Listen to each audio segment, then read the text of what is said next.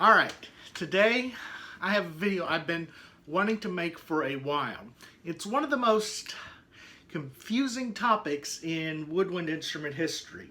And it involves a certain member of the flute family. I've got my flutes right here. Before we go on though, I am going to make two warnings that need to be said off the bat. One, I am not a flute player. Far from it. I can make sounds on the instrument. I can play some basic scales on the instrument, but don't comment on my flute playing because I already know it's bad. The second warning is two of the instruments I'm going to show are not in great working order. Part of that is they're right around 100 years old.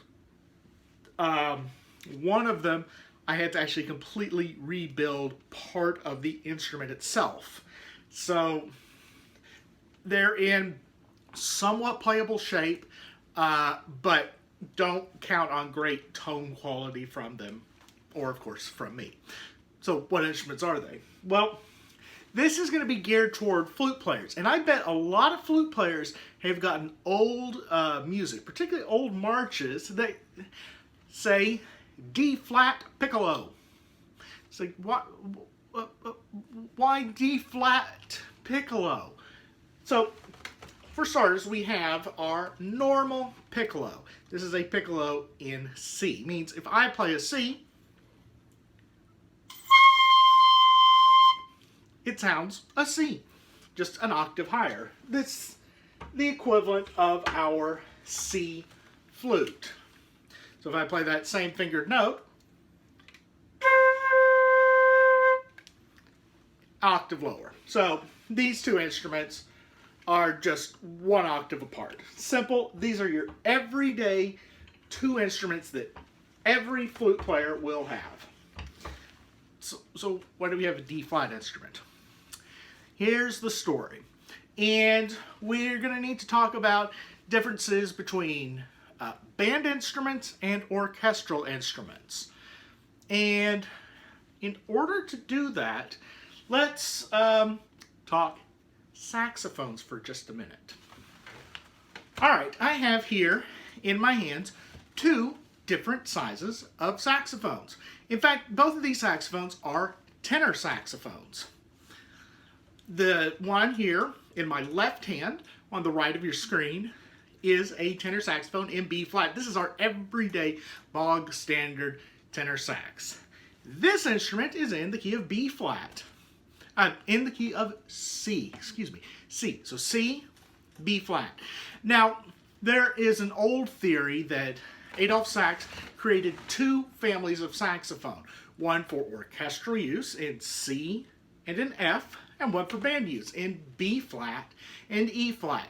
And today it's the B flat and E flat instruments that have survived. Well, saxophones were not the only instruments that came in band sizes and in orchestral sizes. I'll set these down and we can talk about flutes. So, the standard orchestral flute was pitched in D. But our modern flute's in C. We'll get to that. So, the standard flute was in D. The band flute was in E flat. Half a step apart. Okay, those are not unfriendly keys for transposition. D, every day, that is great to use with our string instruments. String instruments' favorite key is the key of D. So it's great for orchestral literature. Make it half a step higher, put it in E flat. This is a great key for band music. And lo and behold, what I have here is what is referred to as an E flat piccolo. Meaning, if I play 6 fingers down, it will sound an E flat. And if I just do standard lift one finger up after another, and then overblow the bottom note, I get an E flat scale. Let's see if this will respond. Notice I've got a little bit of blue tape on here because I've got a little bit of a leak.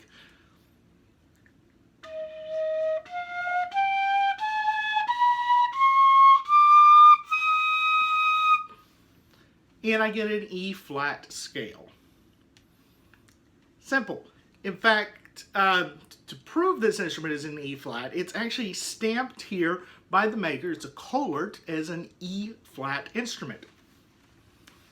Now, along comes the mid-1900s and a gentleman by the name of Theobald Boehm.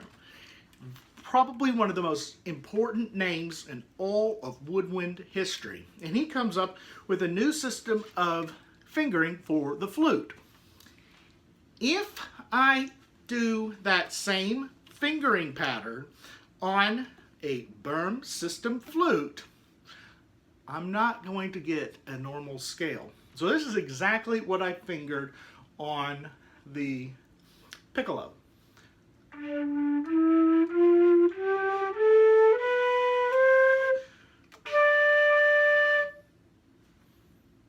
And that's not a major scale anymore. It's a minor scale.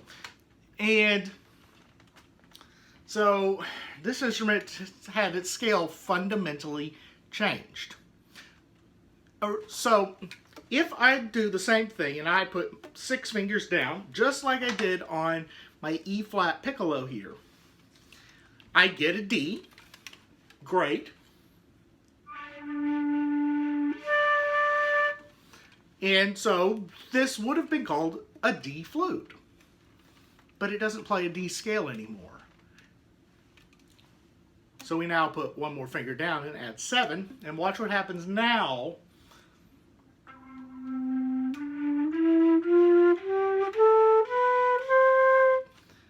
And lo and behold, the whole fundamental of this instrument is shifted down one note.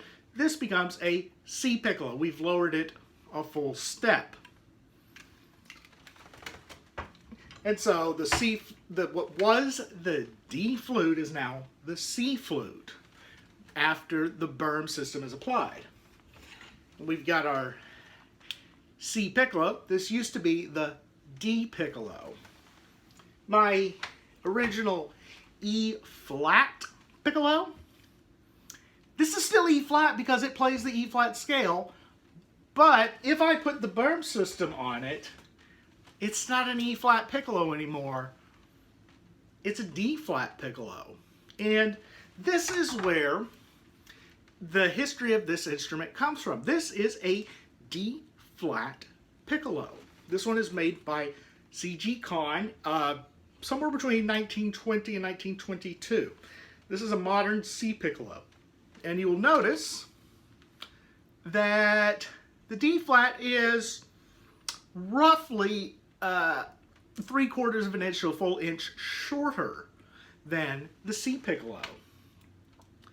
Obvious differences. This is actually in hard rubber to look like grenadilla wood. This is in solid silver. But actually the biggest difference is the bore structure. This is a completely cylindrical bore, whereas this is a reverse conical bore. Reverse conical means it starts big and gets small.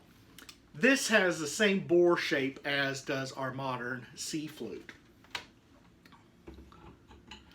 So the D-flat piccolo. This would have been the instrument used by military bands in the United States and in the UK throughout the 20s, 30s, some into the 40s, and we know they're still being made into the 50s, and I don't know if they actually survive into the 60s. The classic case for this instrument being used is Stars and Stripes Forever. Everybody knows that big famous piccolo solo in the trio section. It's originally for D-flat piccolo. Here's what makes it easy on this instrument. Instead of playing an A-flat on our C piccolo, we just play it in G on this one. Now, here's where the cool part comes in. The band and orchestral versions of Stars and Stripes Forever are half a step apart. So the band version is A-flat, E-flat moving to A-flat, which means this is it. Use this instrument in the key of G. Well, the orchestral version is half a step lower in the key of G, so we can use this instrument in the key of G You bring two instruments, one set of parts, and you can play the same piccolo solo in band and orchestra without having to learn new fingerings. That's actually kind of a cool little feature. So I'm going to try and play a little bit on this instrument. I just got it back from the shop a couple days ago getting some springs replaced. I've done a complete repad on it, and let me tell you right now, piccolos are demon childs to repair. I have to actually repair this under a magnifying lens, and it's still not great.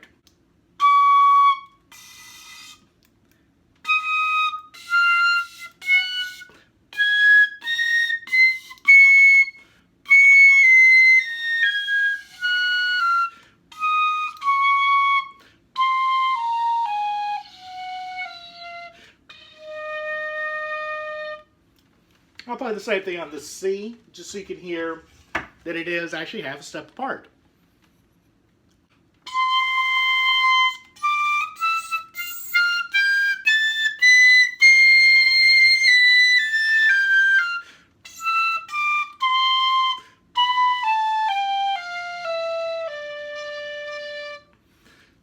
So here's the lowest note on the C piccolo.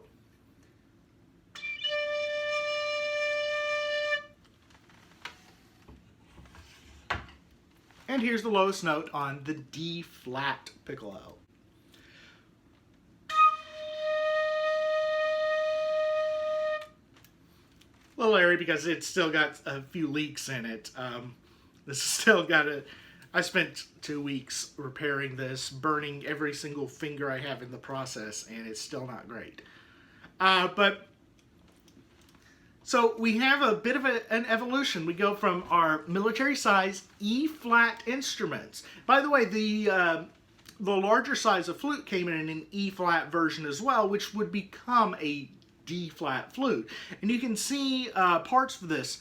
The whole suite in E-flat was originally written for D-flat piccolo and D-flat flute. So we see our evolution from our military band E-flat piccolo. Then we fit it with the new Boehm system fingerings, and it's no longer E-flat, it's D-flat. By the way, these two instruments, this is a 6-key instrument, and this is our just standard normal Boehm system fingering. They're probably made within a year or so of each other. The closest date I can find on this is, at the earliest is 1918. This is 1920 to 1922 range. So these are really built right at the same time, and showing that the two very different systems are still well in use into the early part of the 20th century. Both of these, this is 100 years old. And it still plays, and it's starting to look really nice after a lot of work has gone into it. And considering that when I got it, most of this tenon right here didn't exist. It's come a long way. So the D-flat piccolo. I know there's almost nothing on YouTube about this instrument. I apologize for not being able to play it very well. Right now it's just kind of sitting in my collection of weird and sundry instruments that I just happen to have, but